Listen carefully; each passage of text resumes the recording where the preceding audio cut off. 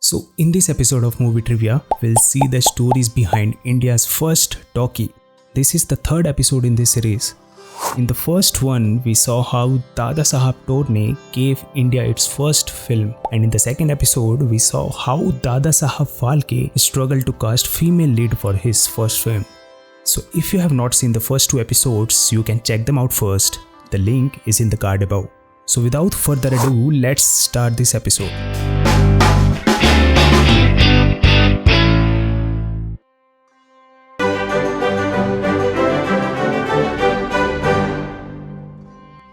So when Raja Harishchand was released on 3rd May 1913, it was a commercial success, and that laid the foundation for the film industry in India. And after that, many people started making silent films in various parts of the country. First chain of Indian cinemas, that is Madan Theatre, oversaw the production of 10 films annually, and they started distributing them throughout India. Year by year, films gained more popularity, tickets became more affordable to the masses, and many young producers joined the film industry during this era. During this time, in Royal Art Studio of Mumbai, Ardeshir Irani met Dada Sahab Torne, who at that time was importing a lot of Hollywood movies for Indian audiences, and some of them were talkies. Torne saw that movies with sound are becoming popular day by day, and advised Irani to do the same. And finally, in 1929, when Irani saw Showboat, a part-talkie American film, he got inspired to make India's first talking and singing film.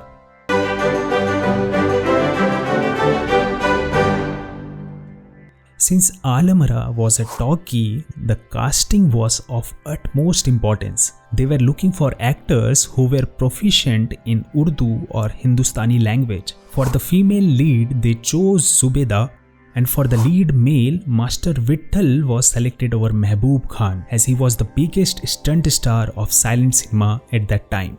Master Vittal was so eager to play the lead role in India's first talkie that he broke his contract with Sharda Studio and signed on with Irani. In response to that, Sharda Studio filed a case against Vittal for breach of contract, and at that time, to save Vittal from all this legal battle, a man came forward who was Bombay's leading legal expert at that time, and his name was Muhammad Ali Jinnah. Yes, the same person who later on became the first Governor General of Pakistan. He made a very effective defense, because of which Irani got the hero for his film. But later, when filming began, it was discovered that Vittal's Hindi diction was poor and he was unable to deliver his lines convincingly. As a result, the story was changed to magically make him dumb, and he was mostly given the scene where he was either semi-conscious or was in a trance.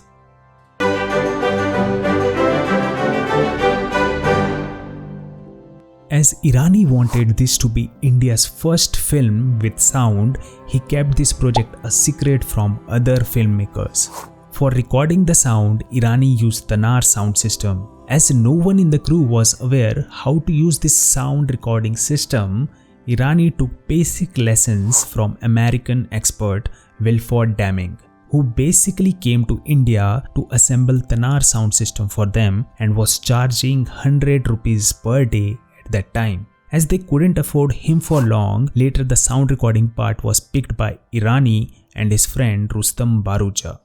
As there were no soundproof stages at that time and shooting outdoor will cause to capture a lot of noise, so they decided to shoot the entire movie indoors. But the studio they selected was located near a railway track, because of which they had to shoot at night between 1 am to 4 am when the train frequency was less.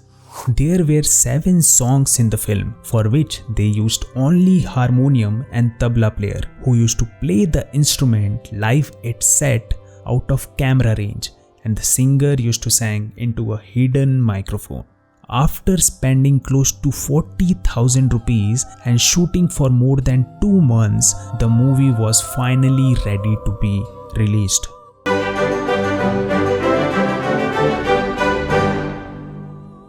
The film was released on March 14, 1931 at the Majestic Cinema in Bombay. The movie was houseful for the next 8 weeks. It became so popular that most of the time police help was needed to control the crowds. But if you want to watch the movie now, you can't, as the film recordings were lost and are no longer available as stated by National Film Archive of India. So that's how Alamara became the first talkie of Indian cinema.